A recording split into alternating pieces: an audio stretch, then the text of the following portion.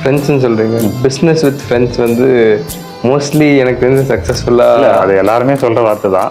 அது நம்ம எப்படி நடந்துக்கிறோமோ அப்படி. நீங்கள் பிஸ்னஸ் பண்ணாலும் ஃப்ரெண்டாகவே இருக்கணும். அந்த இடத்துல நீங்கள் ஒரு ஓனர்ஷிப் எடுத்துக்கிறீங்க, நான் ஓனர் அப்படின்ற மாதிரி பேசக்கூடாது. அவங்க தப்பு பண்ணுறாங்களா திட்டணும், மற்ற டைமில் அவங்க கூட ஃப்ரீயாக இருக்கும்போது ஆறுதலாக இருக்கணும். ஸோ நான் ஒரு மீட்டிங் நாங்கள் என்னோட கான்ஃபரன்ஸ் மீட்டிங் நாங்கள் ஃபாஸ்ட் ஷேர் ரோட்டில் போகும்போது கூட என் ஃப்ரெண்ட்ஸை கூட்டு தான் நான் உள்ளே போவேன்.